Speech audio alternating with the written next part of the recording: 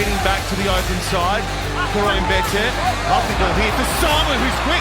Pete Samu looking for Bete, back to Samu. Oh, that is wonderful.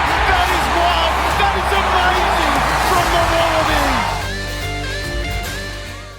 Welcome to Pick and Drive Rugby.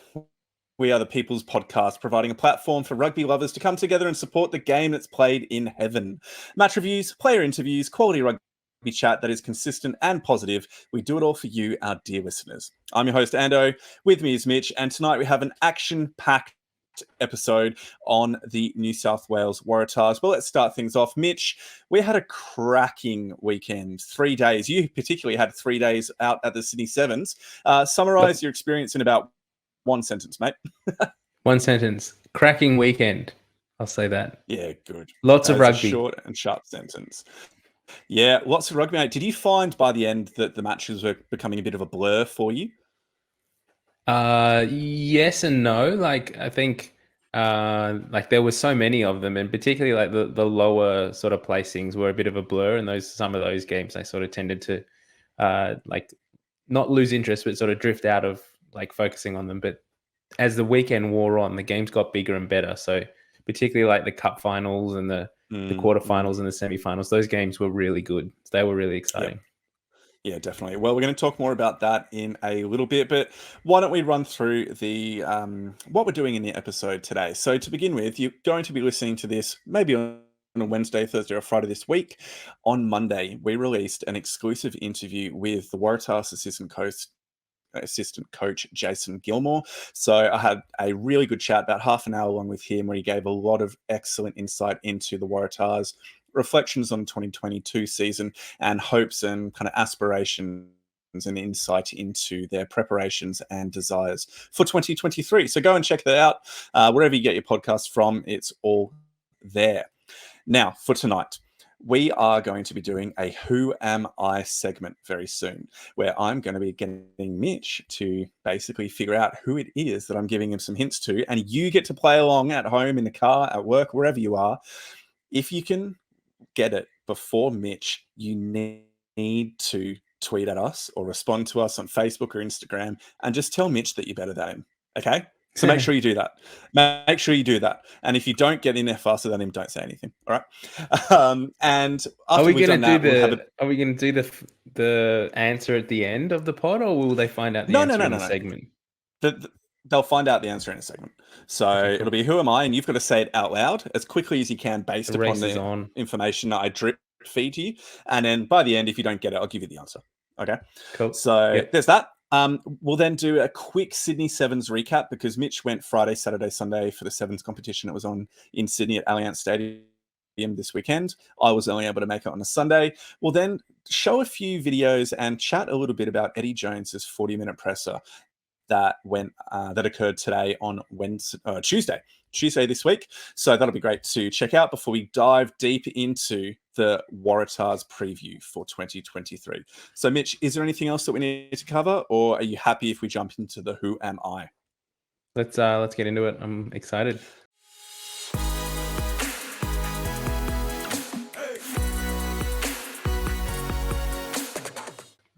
Brilliant, mate. Okay. So, like I said, the way this works is I'll drip feed a bit of information, kind of like this happens at trivia, if you've been to that, at the pub. And when you're ready, just go, Mitch! And then I'll pause and you can say who you think it is. I'm going to give you Do I have a certain number of guesses? Yeah, two? Two. Yeah, two guesses. Okay. And so if you don't get the second one correct, you go on skis. All right? Okay. So Here we go. Who am I? Born in September of 1979. I went to school in Sydney, playing in the first 15 from years 10 to 12 and the Australian schoolboys in years 11 and 12. I made my Super Rugby debut in 1999 for the Waratahs against the Brumbies, making my Test debut that year against England on the spring tour. I captained the Wallabies 3 times and won the John Eales Medal for Best and Fairest in the 2003 World Cup. All right, I'm going to pause there. Who do you think? Okay. Give me one guess at this point. Oh, jeez. This is a Waratahs player, I'm thinking, because it's a Waratahs podcast. Yeah. I'll give you that. Yep. Cool. Yep. See, the dates have thrown me a bit. I was going to say, I think he's too young for this, but I'll say Dave Dennis. He is too young. He is too okay. young, but that's a good shout. Okay.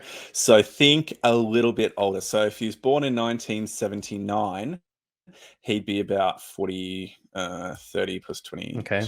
Yep. I thought that was going to be 50s. my. Yep. Okay. All right. So cool. I'll keep going. We're kind of getting into the last couple of sentences, last couple of hints that I have available for you. Okay. So if you don't get it after this bit, then that's okay. The crowd wins. Here we go. A current member of Rugby Australia. During my 10-year international career, I competed with George Smith for the coveted Sevens jersey. Okay, Mitch. Yeah, I got it. Jersey in the Wallabies. Yeah. It's Phil Who Ward. is it? Well done, my friend. Well done. I thought Phil Ward captained the Wallabies more than 3 times. No, only 3.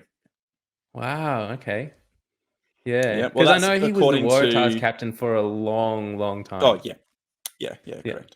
Yeah. But if you think about it, he's playing in Gregan's era. So Gregan was a captain for the vast majority of his time in the Wallabies. That's what fun. threw Anyway, me. Well done. That's what threw me. I thought he captained the Wallabies a fair bit more. So yeah. But interesting. That was a good one. It was good fun. Thanks, mate. So well done. You got it, my friend.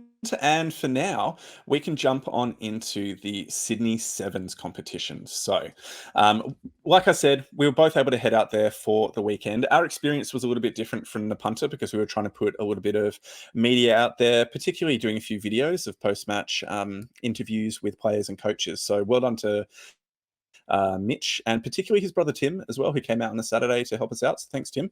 Mm-hmm. But I wanted to just get your initial thoughts, Mitch, on the experience and on the weekend as a whole, considering you were there for the whole 3 days. Yeah, look, this year the tournament was hosted at the new Allianz Stadium, and so I think that in itself was just a bit of a winner. That the stadium is so well designed and so well built that any seat in the house is a good seat. I mean, we were lucky enough to be in the press box, so we were up top and had a great view from where we were sitting. It was very hot over the weekend as well. So for all the punters that did attend the rugby over the weekend and sat in the stands, like I take my hat off to you because I was sweating the few times that we sort of just went down into the chute to get the interviews, but then got to sit in the aircon upstairs, which was nice and lovely. But it was a really good atmosphere, particularly day 2. Day 1 being a Friday was, understandably not as many people there in attendance. Australia played 3 games that day. So the girls played twice and the men played once. Day 2, the Saturday, really things started to kick off and a lot of people turned up and the atmosphere was really ramped up and it was really fun that day. Day 3, unfortunately, both Australian teams did get kicked out in the quarterfinals at the end of day 2. So that meant that there wasn't as much on the line for the Aussie teams. And I do wonder if that sort of bought into why some people chose not to maybe attend on day 3. Yep. Yeah, so I only was able to make it for the Sunday because I had work and other things on for the Friday, Saturday. And my experience was maybe a little different insofar as I hadn't ever been to a Sevens competition before. Had you been to Sevens previously? Yeah, I've been to a few Sydney Sevens and yeah. Yeah, brilliant. Okay. So I didn't know what to expect. And one of the challenges was you always hear these semi-mythical retellings of stories and adventures that are almost like the Hangover movie in the quality and the adventure and the crazy stories that happen at Sevens. And I guess I didn't know how that would translate to Sydney on a Sunday in hot weather when both Australian teams had been knocked out of finals contention. And so in some ways, up until about 3 o'clock in the afternoon, things seemed to be relatively quiet. The crowd seemed to go crazy whenever Fiji and Kenya were playing. But outside of those 2 really, really vocal supporter bases, the crowd was fairly relaxed until the early afternoon when the numbers began to grow and people had the opportunity to, how should we say, celebrate and get on the cans a little bit more. And the party atmosphere just started to ramp up a lot more. So yeah, it was an interesting one. Things started off slow in terms of my I'm not going to say enjoyment, but the building of the excitement and the energy within the venue. But by the time kind of 3, 4, 5 p.m. wrapped around on both the Saturday and the Sunday, from what I heard, things were going crazy. Crowd was right into it, and it was really, Yep. really good atmosphere at the stadium. Yeah, and that's right. And like that, again, I think that comes down to the draw as well. Like on Sunday morning, we got there early. Like those were the playoffs for like 10th, 12th, 9th spot. So it wasn't necessarily the big games. And so I think because the final was played at 8:30 p.m. that night, a lot of people chose to arrive at like midday. And once the stadium did start to fill, the atmosphere did definitely get in there. That's one thing that has been, as you mentioned, that like the Fijian fans. That's one thing that I can remember from previous Sydney Sevens as well. Is there's so much support for the Fijians because they play so well that whenever Fiji plays, the stadium fills. I can remember in 2019, I think it was the last time it was in Sydney. It was hosted out at CommBank at Parramatta at that stadium, and we were just fans. Then we went on the final day. And yeah, same sort of thing. When Fiji played, the stadium filled, and when the next game came on, it emptied. And so it was just this sort of like tide of people coming in and out of the stadium for the Fijian games. I think being back at Allianz Stadium this year was a good thing. It seemed like there were more Australian fans in attendance. There was a lot of more like Kiwi fans and South African fans as well. So it seemed like there was more people willing to travel to Allianz than maybe going out back to Parramatta. So yeah, I mean, it was a great spectacle in terms of on the field. Like there was a lot of good rugby being played across the 3 days. Should we talk briefly around the results and sort of what we thought of the Australian performance? So we'll just quickly say that New Zealand took out both the men and women's sides of the competition. So congratulations to both those teams.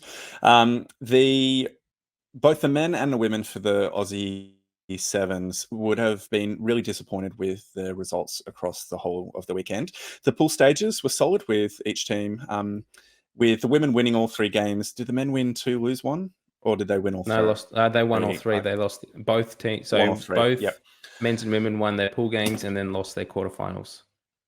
Both against France as well, in some pretty challenging circumstances as well. And so what we found was that the performances of both teams come the Sunday, when they were kind of doing the playoffs for 5th place, the first game for both teams kind of dropped quite significantly in terms of the quality of the execution and the quality of performance that they put out in the field.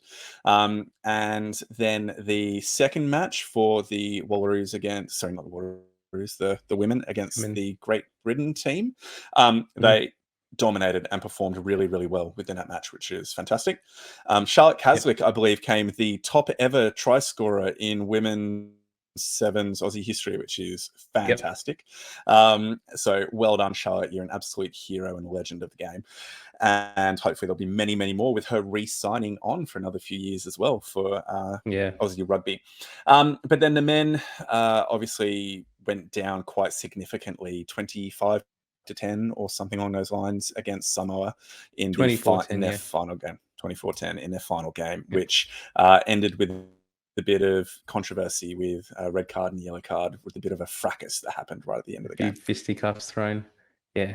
I think I will say, like, one thing that we've come to appreciate from this tournament, and I think you sit with me on this, is just the cutthroat nature of sevens. Like, you only make one mistake, you fall off a tackle slightly, or you don't wrap the ball up in a tackle and they get the offload away, and it's 7 points on the board.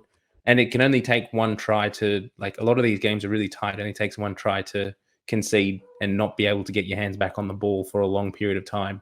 We spoke to Henry Patterson, I think it was after the quarterfinal loss, and he had a bit of a sloppy game that game. He dropped a fair few balls, and he was just saying, like, that's one thing in this format, that you have to be on your game all the time, and you drop 1 or 2 balls and you might not get your hands back on the pill for another 8 or 9 minutes. Like, that's a long time in sevens. So again, and with the Aussie sides too, they got, coming into the tournament, Nick Maloof, their captain, was injured, so wasn't taking part. Henry Hutchinson was stepping in as captain, and he did a great job in the pool stages, and they looked really strong and they looked really dominant in those games. But then they lost him in the quarterfinal quite early, all might have even been in the last pool game that he got injured. In the He last injured pool his game, knee. yep. And yeah, Yep. so he wasn't. They really looked like they were a bit lost without their captains out there and their leaders stepping up. So overall, not a great tournament for the Aussies, and you could tell from the players getting the opportunity to interview them after the game that they were disappointed they weren't able to put in a good performance in front of their home fans and friends and family in the crowd. But the coaches sort of chose to take the positive element and was sort of saying, well, now we've got the opportunity to sort of test a few new players and bring some players in that might not have got as many minutes as had we been pushing for like a final. So yeah. Yep, yeah, completely understood. I mean, them walking down the tunnels after the games, they were absolutely filthy and did not want to talk. So, huge appreciation for those coaches and players who did take the opportunity to come by and have a chat. Now, one thing we do really want to do is plug the fact that Mitch, Tim, and myself to a degree, but mostly Mitch, did a lot of really hard work in getting post-match press interviews with both players and coaches up on our social media platforms. Yep, definitely. Particularly go to Instagram and Facebook because you can get the longer versions there. If you Twitter are and somebody Facebook. who uses Twitter, Twitter and Facebook, yeah. So you can go to Twitter and get maybe some shorter versions with links to Facebook. Facebook, and then go to Facebook for the longer versions. But please go take a look. Some of the insights that the coaches gave, Tim Walsh particularly, was fantastic with the candid and raw nature of his interviews, showing his emotions, but still at the same time being controlled and able to be reflective and analytical in those moments. So I was really, really impressed with him.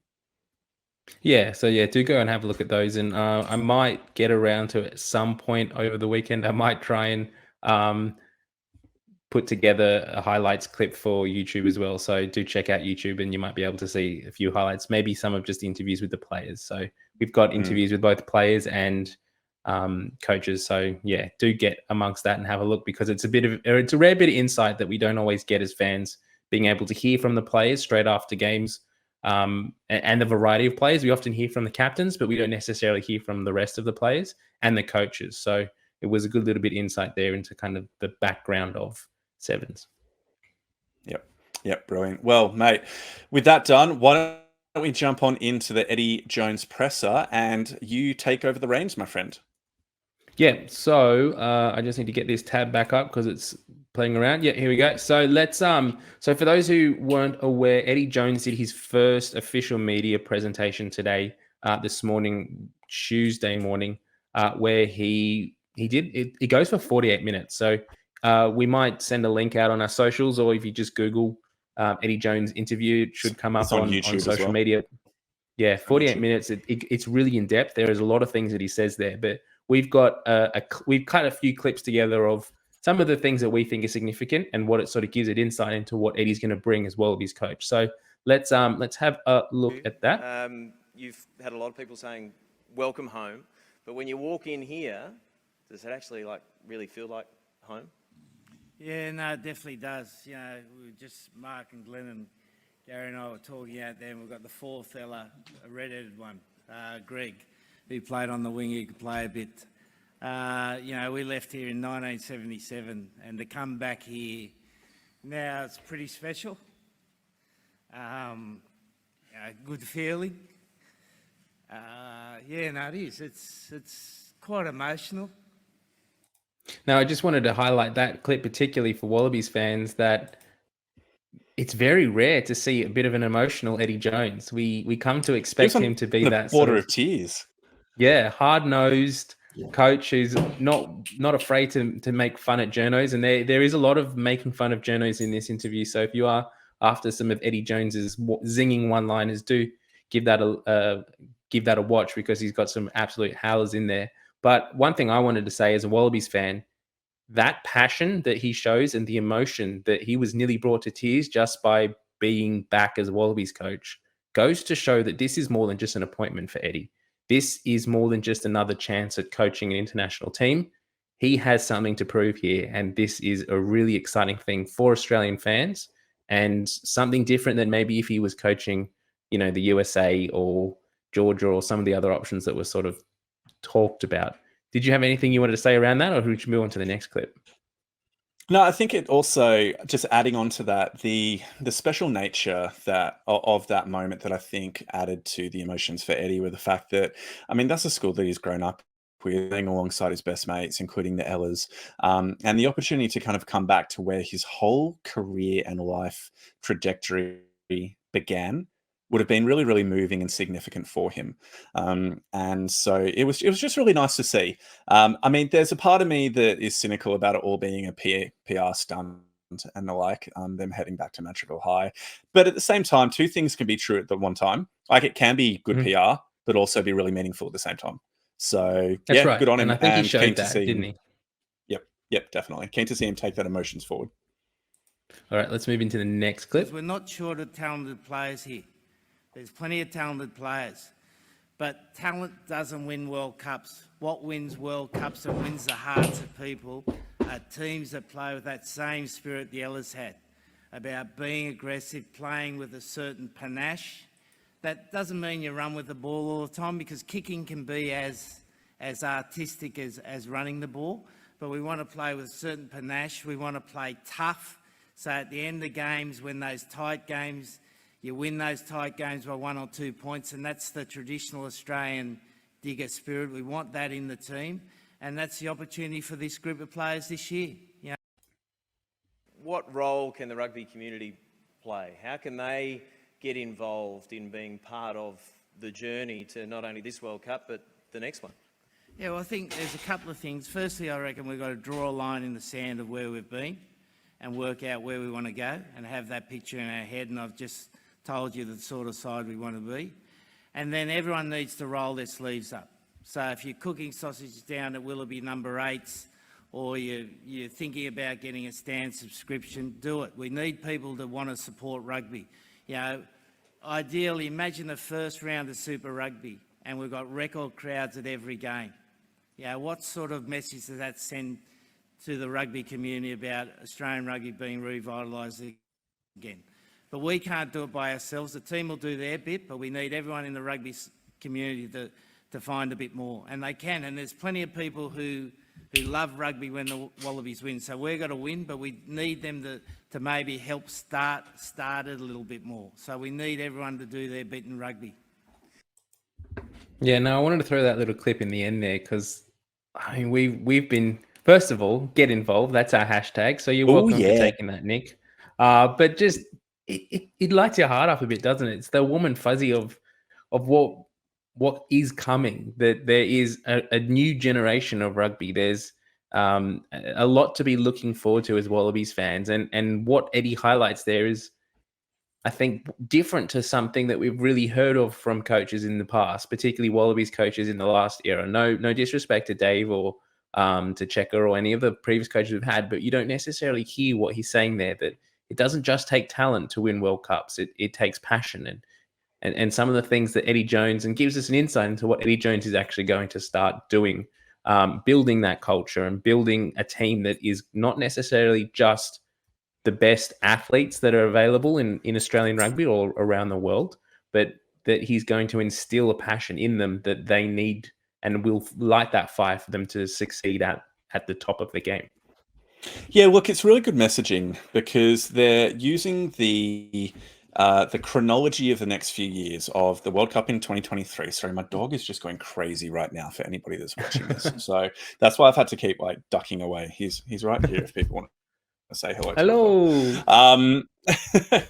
So the chronology is working out. You've got the World Cup this year. You've got 2025 for the Lions, and then 2027 for the next World Cup. All this within Eddie's 5-year tenure. Okay, so great. That works out well. But the challenge is for this to be something that's more than just talk, right? And the idea of talking about like passion being a key part of the national set up and the Wallabies set up and the way in which people need to engage with rugby. I mean, wasn't that one of the things that Checker got absolutely smashed for, was the nature of his passion and the fact that he cared so much that it spilled out into other areas. So I wonder if Eddie is going to be a little bit more experienced in the way in which he channels that energy and that passion and that drive. And we may not see as many broken doors or things like that. But we might well see a few more in this supposed behind the scenes video that might well be coming out, or series that might be coming out. A little bit of strong exhortations towards the players, a few moments of just ripping into them and calling them to better things in the uniquely Eddie way that he can. Oh, look, I'm happy with any of that as long as we don't see him getting into fisticuffs with fans after games again, like at the SCG last year, which I don't. Mate, I'd don't. love I it. don't honestly. I would I don't think love that'll it. happen.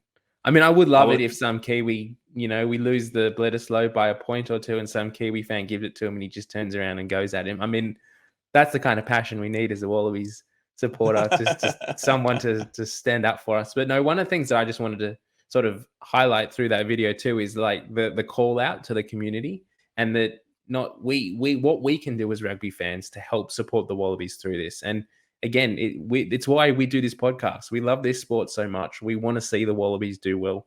We believe that the players have the talent to be the best in the world, but they're not necessarily being supported in the best systems and the best ways that RA is doing things at the moment. So what we need to do is start spreading the good stories, start spreading the good word of rugby, and telling your mates, and getting involved, giving up your time to go on weekends and cook sausages and put up the posts at your local club. Like, we need to get involved, because as a community, the way that we act and respond to Eddie Jones in these next few years is going to shape the way and the success that these Wallabies have. Yep.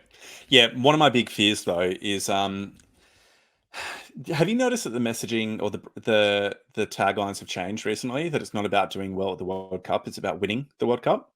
And look, I like that. I like the ambition, but I don't know. We're in a very unlikely position to win it. And so what does that do to the credibility of the team and the national setup if we get trounced in the quarterfinals and get knocked out there? What does that say about the rest of his plan moving forward if he's not able to deliver on the promise of winning the World Cup, or at the very least getting to, say, the semis or the final? So yeah, there's a bit of high stakes marketing or communication that's going on at the moment that I'm not sure if it's worth the payoff. Rugby Australia seems to be going all in on this, and I'm really hoping, for the benefit of Australian rugby, it comes off, because if not, I'm pretty concerned on how the media is going to turn against Eddie if things don't go to plan moving forward. I think we have to remember, though, as Wallabies fans, like, we have a really good route through the World Cup this year. Like, we're on the better side of the draw. We've got South Africa, Scotland, Ireland, and who's the other one I'm missing? France, all on the other side of the draw, which means we won't have to play any of those teams until a semi-final or a final. So we can realistically, if we top our pool, we play Argentina in the quarters. We then play England in the semis, and then we face whoever makes it through from that pool in the final. So in terms of a good run, it's a great run for the Wallabies in this side of the draw, and it mirrors the success that South Africa had in 2019. They had a similar run to the final as well. So I don't think it's unachievable for the Wallabies to get to the final. I don't think we need to be, as you said, and I don't think we need to be hung up so much on winning the World Cup, but just doing well. I realistically don't think we will bundle out in significant fashion in the quarterfinal. I think we will at least get to a semi. And I am passionate, and I am excited to see what Eddie Jones can do in these next few months, because just some of the things that he's starting to say around the changes that he's bringing in. For those fans who haven't listened to the full interview, I do recommend you do go and listen to it, because there's some really interesting things he does say in there. He addresses the Ghetto Law, the discussions he's going to have around that with RA. He talks about some of the players that we currently have. He mentions James O'Connor, again, in the mixture for that 10 jersey. So no one at the moment is out of contention for the Wallabies squad or the Wallabies World Cup squad at the moment. So I think that's really exciting for everyone in Australian rugby, that we're going to have a really big season of Super Rugby Pacific.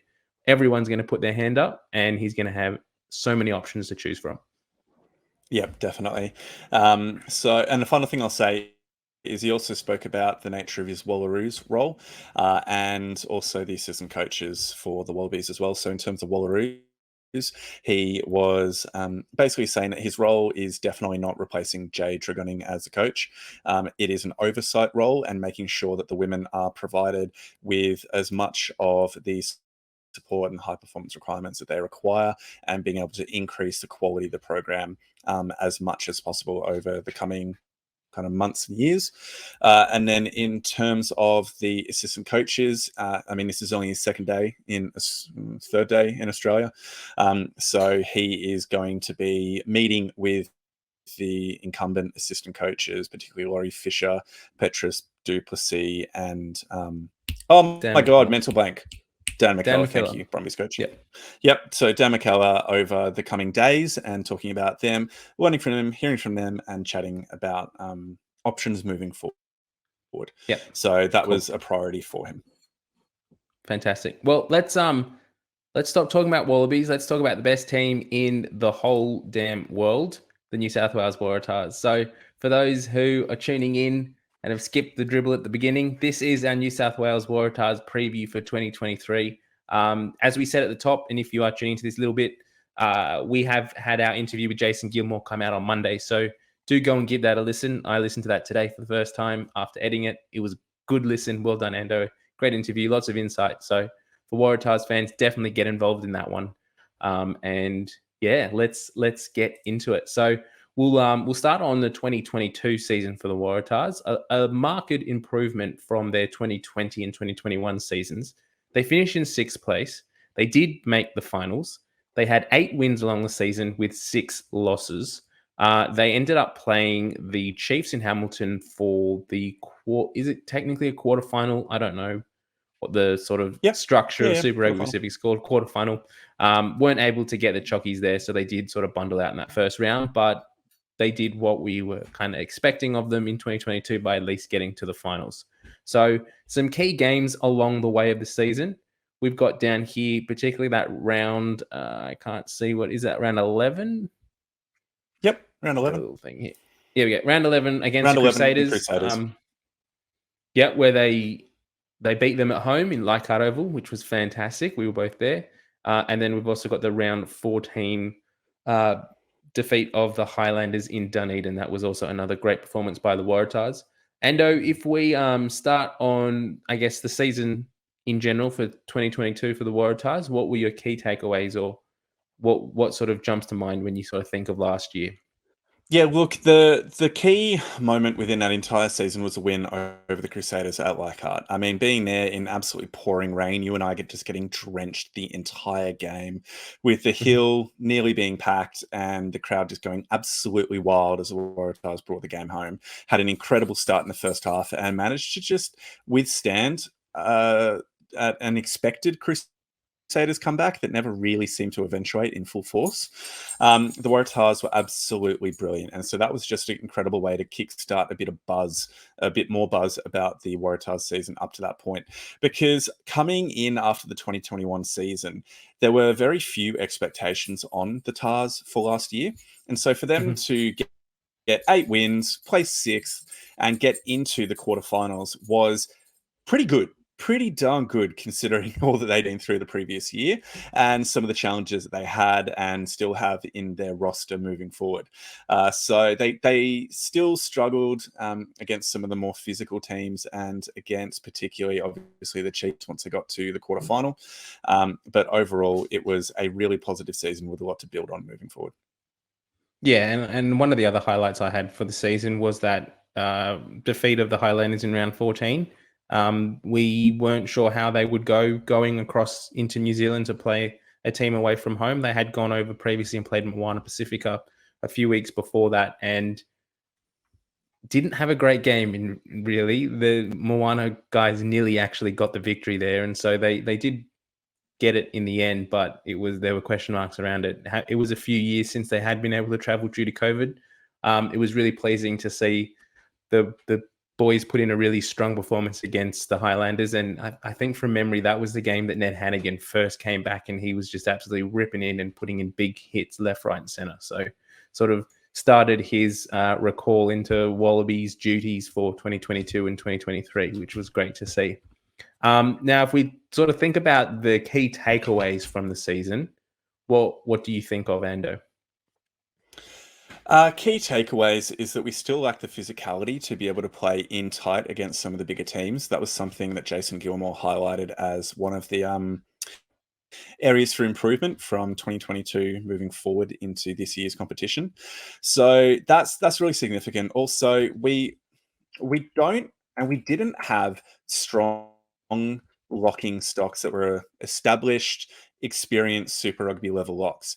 And this season, it's even worse because we've had a couple of them leave. So that, to my mind, is a big takeaway that, yeah, we've got exciting players in a lot of positions across the park and growing experience, both at an international and a Super Rugby level in lots of areas, but we're struggling still within a locking department.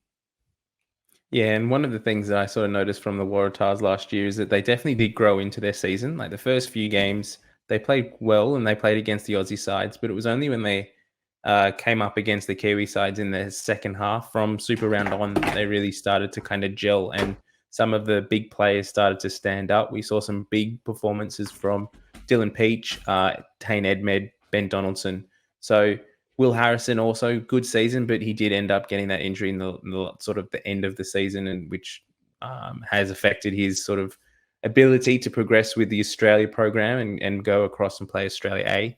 But it was good to see that like some of those players, like Edmed, was fairly inexperienced at the beginning of the season, but he's had a really good 2022 and he's grown into that position in number 10, got confidence leading the team around, went over to Japan and Fiji with Australia A and has just looked better and better every sort of minute he's getting. So looking forward to seeing what he can bring next year.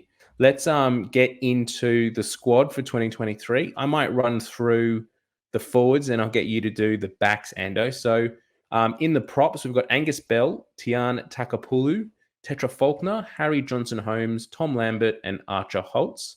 For the hookers, we've got Dave Parecki, Mahi Veolanu, and Tolu Latu. Locks, we've got Jed Holloway, Hugh Sinclair, Zane Marlott, Talini Sayu, Zach Van Appen. And then in the back row, we've got Lockie Swinton, Michael Hooper, Will Harris, Ned Hannigan, Langy Gleeson, and Charlie Gamble.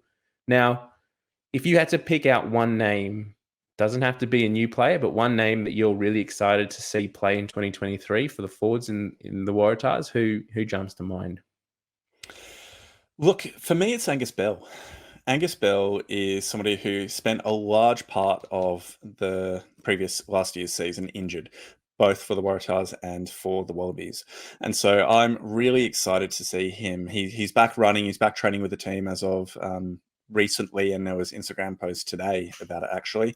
So I can't wait to see what he can be doing with the full kind of pre-season under his belt, and hopefully he's had a really good recovery so he can hit the ground running, both metaphorically and physically, moving forward into a World Cup year. He is one of the rising stars, still incredibly young and still just an amazing player. So for me, Angus Bell. Yeah, I sort of like when I look at the team that the forward pack that the Waratahs are going to name round one, that back row has so many options there that you don't really know, other than Michael Hooper, who is going to be that combination.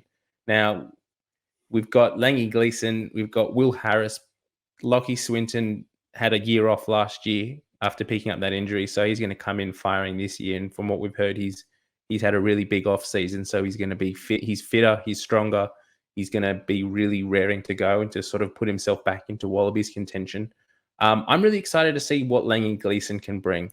He was a player who made his debut for the Waratahs last year.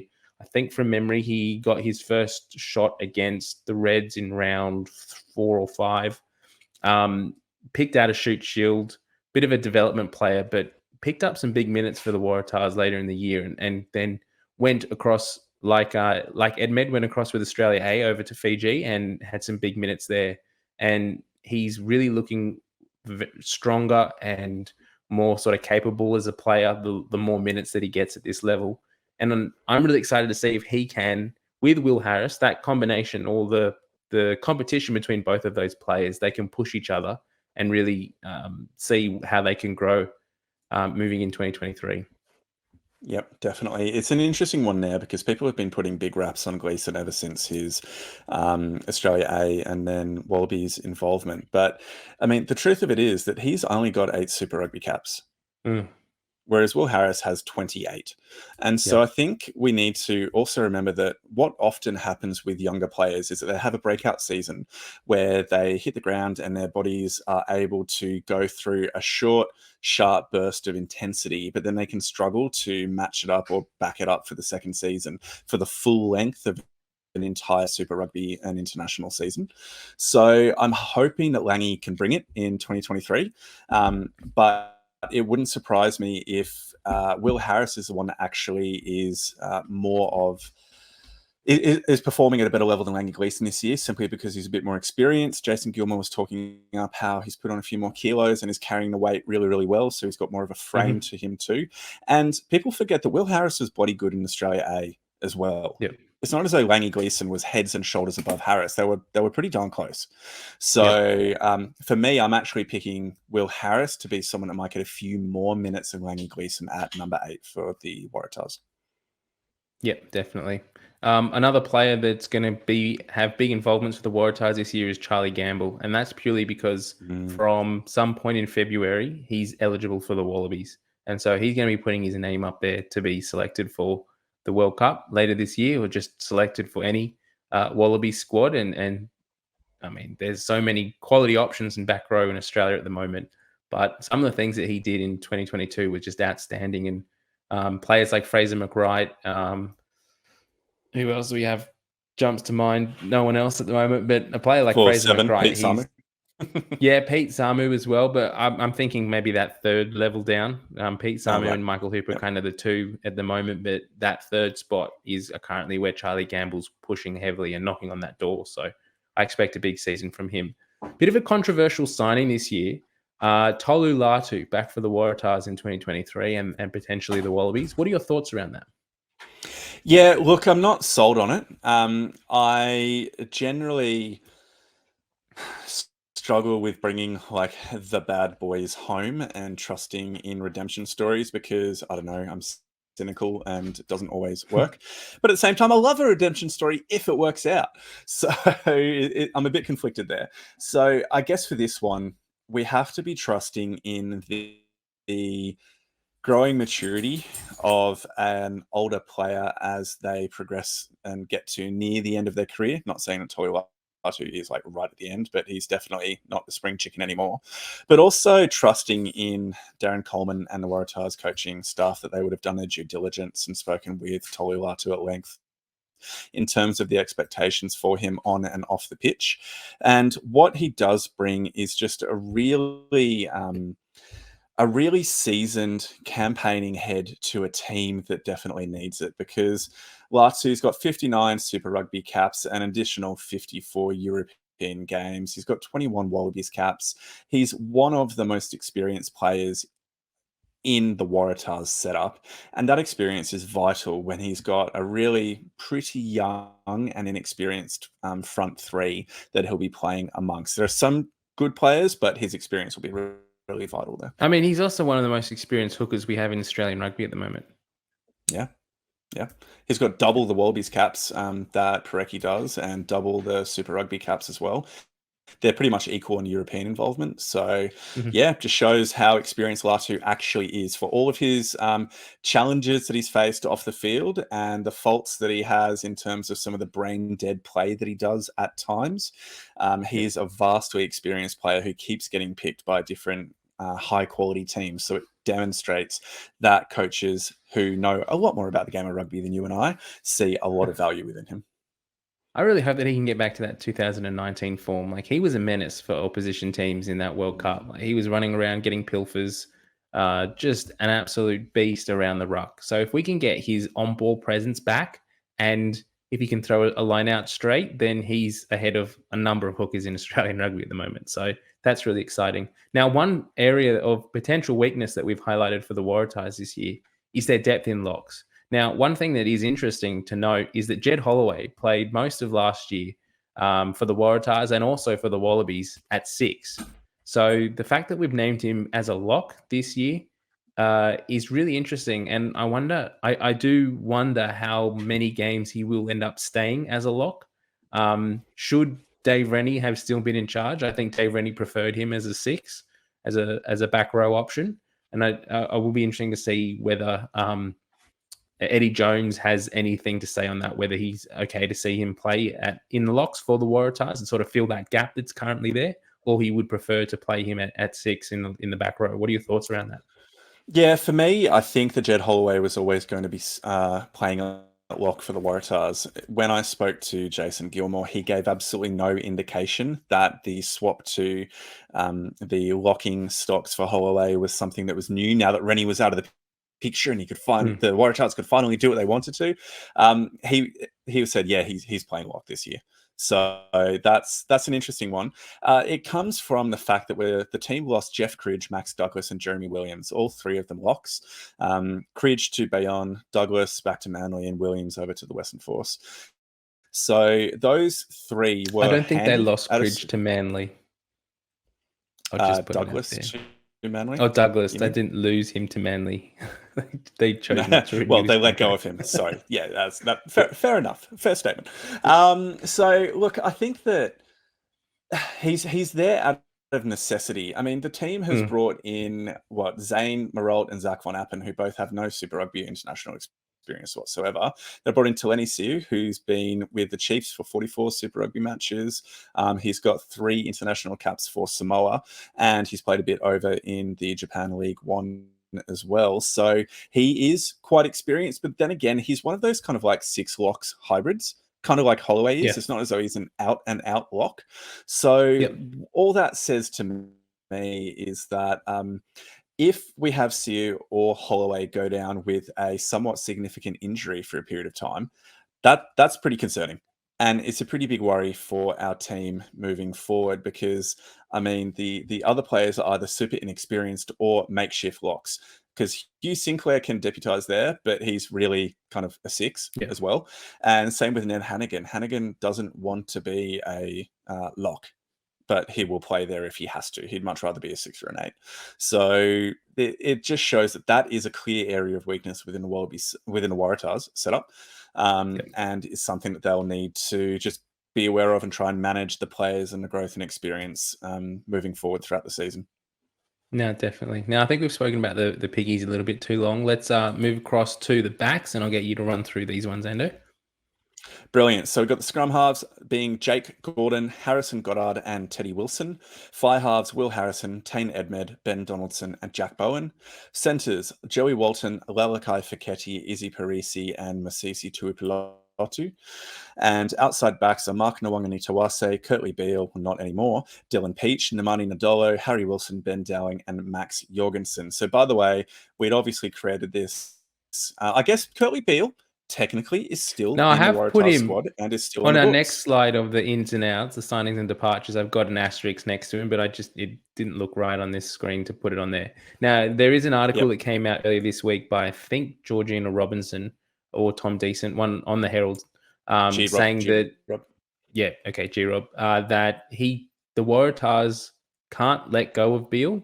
They also can't replace him in the squad. So he's technically still part of the squad.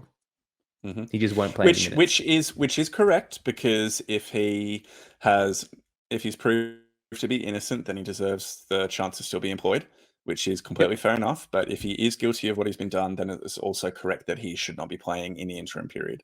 So anyway, I guess looking at this team in terms of the players that I'm really, really excited to see, I am absolutely loving the fact that Will Harrison seems on track to be ready to go at the start of the season, or at least by about round 2. He had such a significant knee injury last season.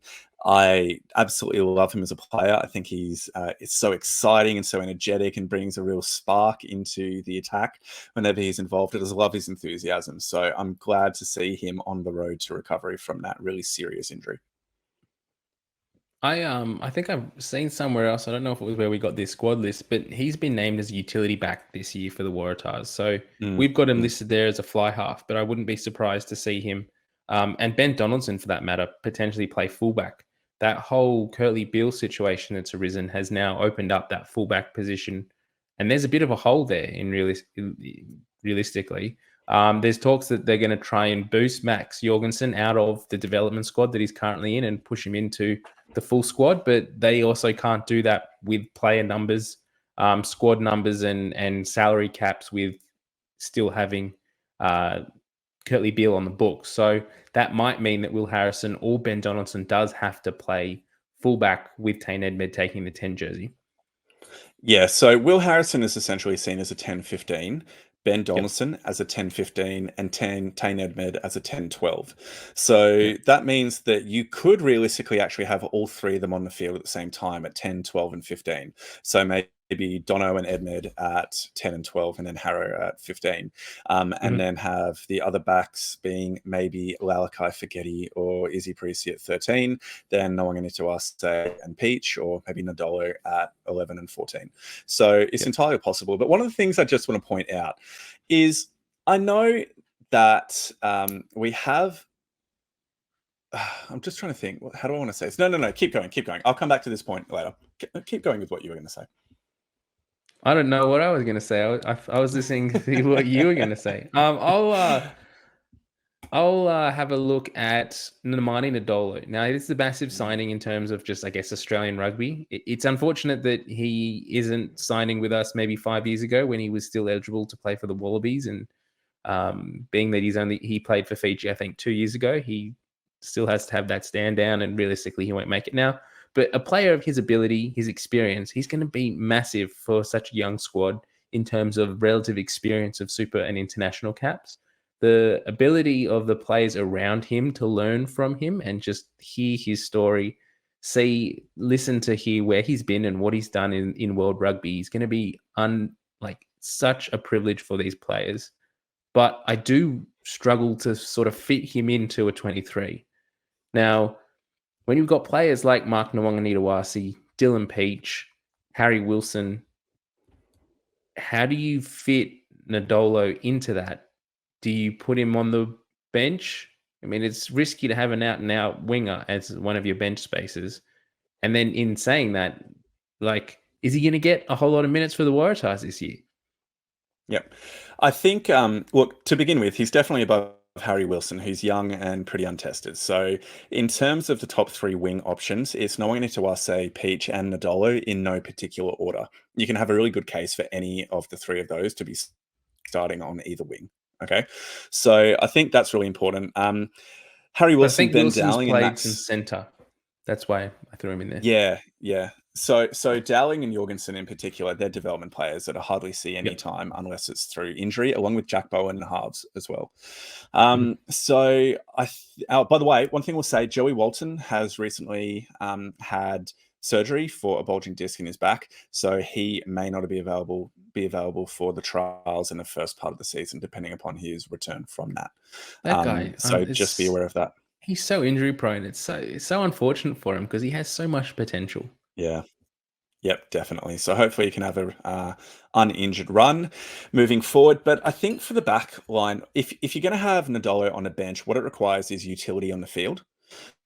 So you would need to have probably two of Harrison and Donaldson on the field in order to enable there to be Nadolo on the bench, because it means that you can move some of those guys around to cover any potential injuries or changes that may occur. And even then, it's probably a risk worth taking. He has the size, the physicality, and the skills that kind of are similar in some ways to what we would more recently know in Super Rugby from Nairavoro, Tonkeli Nairavoro. But he has a bit more of the triple threat in terms of passing and kicking, which is more than what Nairavoro had. He just was an absolute wrecking ball who could kind of run over people and then do a little offload if you needed to right at the end. So, yeah, I think it's utility on the field if Nairavoro is on the bench. Nadolo on the bench. Nadolo, sorry. I meant to say Nadolo, but yes. Yeah, but I guess one thing, and we are doing this now after this whole Curtly Beale situation has arisen, but you can see how this squad was shaping. And if you just look at Curtly Beale being available for the Waratahs, it answers a lot of questions. He is a player that can play I mean, you probably don't play him at 10 at Super Rugby anymore, but he could play 10. He has in the past. He could play 10. He could play 12, 13, wing. He could really play anywhere, bar probably scrum half in the back line at a pinch. Now, not having him available, we don't have a player to replace him. And so that does ask questions. And that's where those situations arise that we're now talking about of trying to fit in Nadolo. You could have a player like Kurtley Beale and Nadolo on the bench because bringing them on, their experience and the impact that they'll bring could be really beneficial. But without Kurtley Beale there, it does start to ask questions of how that backline is going to shape, particularly that bench. That point you were going to say, you want to talk about it now, or should we move on to the signings and Yeah, look, departures? it's just genuinely, it makes me laugh a little bit at the Alex Newsom haters that are out there within the world, because I never said that Alex Newsom was kind of one of the best players within the Waratahs, but what he was an experienced head who could play a number of positions across the back line and do it serviceably and do a decent job at it. And currently, we need a utility backline player that could potentially fill in at fullback, maybe even fill in at wing or in one of the centres in a pinch.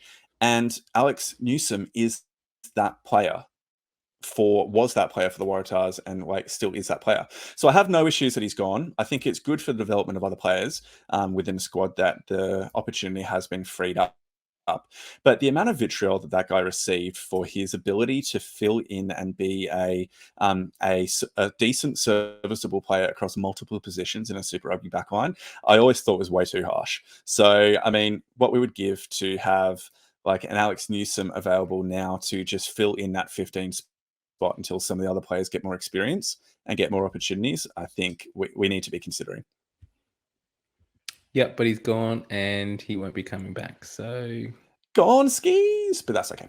Anyway, moving on. And we won't talk about the whole James Ram thing. If you are interested, Ando did put out a pretty long tweet about it on Sunday. So some valid points in there. If you do go to our socials and have a read of that, and if you want to hear a little bit more about what's going on with that whole James Ram situation and the Waratahs and Kurtley Beale and whatnot, that is on our socials. So let's go through our signings and departures. So the big ins, we've got Kurtley Beale listed there, but again, there's an asterisk because technically still with the squad, but not going to feature for us this year, most likely.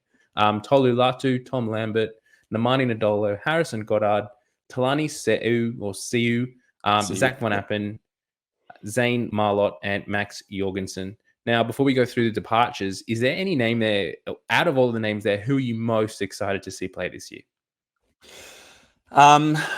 Most excited to see play would probably be Namani Nadolo. The one that I think could be the most valuable addition to the team is Talani Siu. Cool. I'm really looking forward to seeing Harrison Goddard have a good crack this year at Super Rugby. He's had a few good seasons at Gordon. He won a premiership with Darren Coleman. He's been over in the MLR, won a premiership with Darren Coleman there as well. So let's hope that he's that lucky little bit of luck that we need to come and win a Super Rugby title with Darren Coleman for the Waratahs. Do you want to run through our departures since we've got your beloved Mr. Newsom up first? Yep. So the man, the myth, the legend, Alex Nobby Newsom has departed to Clermont. Jeremy Williams, Jamie Roberts, Henry Robertson, Ruan Smith, Jeff Cridge, Tom Horton, Max Douglas, Hugh Bockenham, Carlo Tizzano, Jack Grant, James Ram, Tristan Riley, Tavita Funa, Raboni Warren Vosiako. Now, of all those players, I know who you're going to say first up. You've already spoken about him, so you can't say him again. But who do you think is probably the biggest loss, either on reflection or like with the Kurtley Beale situation on reflection or not? Yeah, with the Kurtley Beale situation on reflection, James Ram, and this is using 2020 hindsight purely. Yep. So he has been lighting things up at Northampton over the last few weeks, and he's been playing a lot of the time at 15. So it would be really great for him to be doing that at the Waratahs this season. But for understandable decisions, particularly in terms of financial constraints, the offer that the Waratahs gave him, he chose not to accept, and he made the decision to move overseas. And it seems that with other signings and the like, the Waratahs either didn't have or chose not to spend more on trying to keep him, and no other Super Rugby teams were interested, or he just wanted to go overseas and have the opportunity to live overseas and play rugby in another country and tour Europe in Or the he just wanted off-season. to play international footy, and you can't blame a bloke for doing that. Exactly, if he goes down that path, and he's hoping he doesn't, because he's still got a lot of mates in the kind of Waratahs and Wallabies setup. But yeah, James Ram would be a really, really handy addition to our back three right now. But yeah, like I said, go to Twitter. Like you said, go to Twitter and check out the post that I put up about that, because it goes through some of the thinking and decision making that might have been behind that. Yeah, one player that I found really surprising that's leaving this year is Raboni Waratahs, and he came in 2022 as a like a Wallabies. He was on a Wallabies top up. He was a player earmarked by Dave Rennie as of national interest. He came in from Japan. He was just on the cusp of being eligible to play for Japan and said, no, I want to give this Wallabies dream a shot. So he came home. He had a few games last year for the Waratahs. I thought he had some good involvements, some good impacts off the bench, few injuries that he picked up later in the season. I thought it was really interesting that he's now not even that he's departed New South Wales. Like he hasn't gone to a rival Super Rugby club. He hasn't gone overseas. He's going to be playing Shoot Shield for Parramatta. He's also going to be playing Shoot Shield for Parramatta on a Wallabies top up. So he's still on a contract to get that money. And the Waratahs have just deemed that they don't have space for him in their squad for this year. So really interesting to see how that one plays out, whether he does have a cracking season, maybe pick up a few injuries and he can somehow make his way back into the squad later in the season, because he's clearly still wanting to be based here and playing for the Wallabies. So that's an interesting one too. Another name that I will highlight that's similar to James Ram that's gone overseas and is sort of lining it up over there is Carlo Tizzano. So he's over in Italy playing for... No. He's playing at Ealing Trailfinders in a championship in England. Oh, I thought he was playing for an Italian club. No, but he's eligible for Italy. That's right. Yeah. So yeah, he's over there with Jack Grant as well. Yeah, tearing it up from all reports. So good for him that he's getting over there, getting some good consistent minutes and getting some experience at the top level, which is great to see. All right, let's move into our most valuable players for 2023 for the Waratahs. And Ando, out of the 4 players we've listed, those playing along at home who aren't watching on YouTube, we have listed Angus Bell, Michael Hooper, Jed Holloway, and Will Harrison. Who do you go to first as your first pick as the most valuable player for the Waratahs this season? It's hard to go past Michael Hooper, but I will, and I'm going to pick Jed Holloway. You want to expand on that? Like why? No, I thought I'd just leave it open. Okay. No, for me, we've spoken already about the locking challenge that the Waratahs have for this season, and Holloway is one of the most experienced players within the team. He's a Wallaby, had a really breakout season in 2022, and so for my mind, he is going to be one of the most important figures in the engine room of the Waratahs pack, alongside most likely Teleni Siu. So yeah, I really think that if Jed goes down injured, we're going to struggle to replace him within that lock position. Michael Hooper, in terms of, actually no, I'll stop now and let you talk about yours, and we might unpack a little bit more moving forward. Sure. Well, I'll go with Angus Bell, and for a similar reason, in that we do have depth in the front row and prop, but we don't have the talent or the ability of backup reserves like we do Angus Bell. And if he pick up a few injuries this season, and even with his Wallabies contract, he will have to sit out a few games. We do have a few Wallabies this year that will miss some games due to that Wallabies expected rest period, which we don't really know at this point whether that's being enforced by Eddie Jones or not. But yeah, as a starting player, he's really valuable to the Waratahs. But when we look at his replacement, the players that come in, should he get injured, we just don't have that same level to match, particularly in his position on his side of the scrum. So I think if we lose Angus Bell, we lose a fair bit of firepower there in the front row. Yeah, fair enough. I was going to say, in addition, I mean, like Michael Hooper is in some ways irreplaceable in terms of the experience and the leadership he provides in the quality of his play and the knowledge that he has of Super Rugby and the opposition teams. But if there's a position that we have nearly world-class depth in terms of provincial level rugby, it's the back row. So I'm not saying we can afford to lose him, but we're more prepared to replace a player of his caliber in the back row than any other position across the field. Yeah, so Michael Hooper's not available. Charlie Gamble comes in, and they're two real world-class players. So you've got to back up, not a like-for-like, but a fairly similar level replacement in the wings there. Exactly. Well, mate, should we move on? You didn't want to talk about Will Harrison? Nah, let's keep going. We've already spoken about him. He's a legend. So, Yep. Yeah, I'll a bit. Expecting big things from him this season, so it's going to be good. So let's finish things up. Let's go to our season predictions for the Waratahs in 2023. We've got some strengths and weaknesses we've highlighted, and then we'll sort of talk about where we think or predict that they might finish up in the season. So one of the strengths that we've said is their growing international depth, and that's just looking at their squad and some of the players that have been picked up through the Australia A program and then into the Wallabies last year. Mark Nwanganitawasi, Langi Gleeson, Will Harris, Tane Edmed, these players that started the Super Rugby season fairly inexperienced in 2022 have had a big season for the Waratahs, have then been rewarded with that season by national honours in Australia A, and then some of those players then moving on into the Wallabies. So we saw last year, particularly the last game against Wales, that Mark Nwanganitawasi had a breakout game and is sort of burst onto the scene, and now everyone's expecting him to be the next hot big thing. So a lot of pressure on him this season to sort of deliver that level of expectation into the season and consistency across to sort of push for selection in the Wallabies. Yep, what other completely strengths agreed. have you sort of highlighted?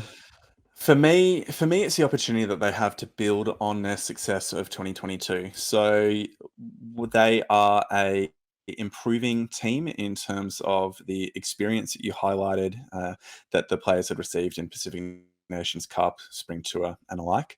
But also, there's more opportunity now for players to be building combinations and to build upon breakout opportunities. So Dylan Peach, Mark Nwanganitawase will hopefully be able to step up even further. We'll hopefully be able to see full seasons out of Donaldson, Edmed, and Harrison in those kind of playmaking opportunities. We know how good Fekete and Parisi are at 12 and 13, and that's just the backs without even mentioning the captain and Wallaby Jake Gordon as well. So they haven't, apart from the locking situation, they haven't lost players that were integral to the team and the way that they were playing last year. And so with that in mind, we've actually got, I'm not going to say excellent continuity because we still had a lot of ins and a lot of outs, but it's not as bad as it looks on paper when you consider where those players were within the kind of pecking order of various positions. So I think that's really good. And I think it gives us the opportunity to build and grow. And in 2023, we're not going to be having the New Zealand teams all at the end of the season. They're going to be interspersed, so we'll be able to develop and get more experience in playing the Kiwi teams in a different ways in which they approach the game throughout the season, so we're not as shocked and surprised by the time we get to play them in the second half of the season. Yeah, I think the sort of word you're looking for there is a settled squad. And that's one thing that the Waratahs are this year. When we look at some of the other teams, the Western Force, the Reds even, you could say the Reds are a bit of a settled squad, but they've lost a fair bit of talent and not really replaced it. Whereas the Waratahs have lost a little bit of talent, but retained most of their starting 15 from last year. So it's going to be interesting to see how they go in 2023. Now, some of the weaknesses, and one area that I've highlighted as a potential issue for the Wallabies is the Wallaby rest protocol. Now, under Dave Rennie, the protocol that we sort of thought of, we had heard sort of spoken about, was that the Wallabies' potential players were going to have 2 or 3 rests throughout the season, or miss 2 or 3 games throughout the season, dependent on their workload, if they're like first choice Wallabies players or not. And another part of that rest protocol was that they couldn't play more than 5 games in the season. Now, we don't really know yet what Eddie Jones has in plan for this protocol and whether it'll be the same, whether it'll be different, how he plans to manage workloads and that sort of thing. But one of the areas that I have I worry about is that with the amount of Wallabies players we have, and we do have a lot of fringe Wallabies players, and now with like Nwanganitawasi and Gleeson and Peach and those types of players, they won't have to miss big minutes. But some of the players, particularly Jed Holloway, for example, played big minutes for the Wallabies last year. He's expected to play big minutes for the Waratahs this year, and we don't have, as you said before, Ando, don't have a lot of depth there. So if we miss him for 2 or 3 games throughout the season, we don't really have the depth or the player, a like-for-like replacement to sort of come in and slot in as that sort of replacement there. Yep, completely fair enough. So in terms of the final placing, I'm hoping for a top 4, but it wouldn't surprise me if we're kind of 4th, 5th, maybe even 6th. I think there's a lot of hope and expectation, and I think some of it is a little bit over-eager from the supporter base. There's been somewhat serious talk about this being the year of the tar, and I'm like, cool your fire, like cool your powder, everybody. Just be careful with this one. There's hope and there's excitement, but we're not the finished product. And I'm not sure if you can win Super Rugby Pacific with a slightly inexperienced or inexperienced locking combination who haven't played together at this level. So yeah, look, I'm hopeful. I'm hopeful of 4th, 5th, but we'll see where things go with that. Yeah, I think the Waratahs have enough talent on paper to be able to get into at least the top 4. I think they'll be pushing for that home semi-final, like Gilmore said in that interview with you, Ando. And I wouldn't be surprised to see them play the final this year. I think they showed last year with the talent they had, even though the inexperience that was there, that they were able to push the top teams. One of the areas that the consistency across the season. So they played some good games. They dropped some early games too, like that early season game against the Reds. They should have won that game, really. They had a line out on full time and were pushing hard and botched the line out and didn't get that chance. They lost by a point or 2, I think, from memory in that game. So these players that have stuck together have a whole nother year of experience. They've had a good off season, a good preseason.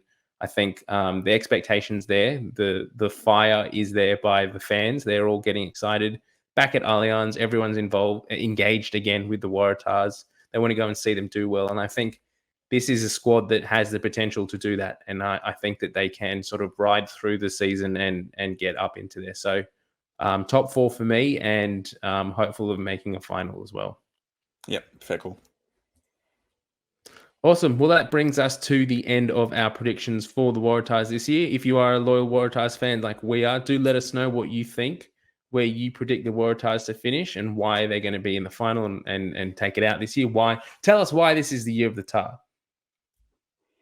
Mate, I'm very excited to see all those responses come flooding in.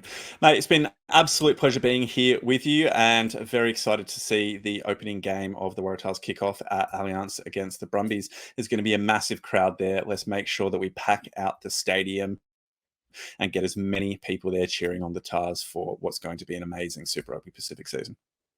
Yep, for sure. And for those fans at home, the Waratahs do play their first trial of 2023 this weekend against the Brumbies in Griffith.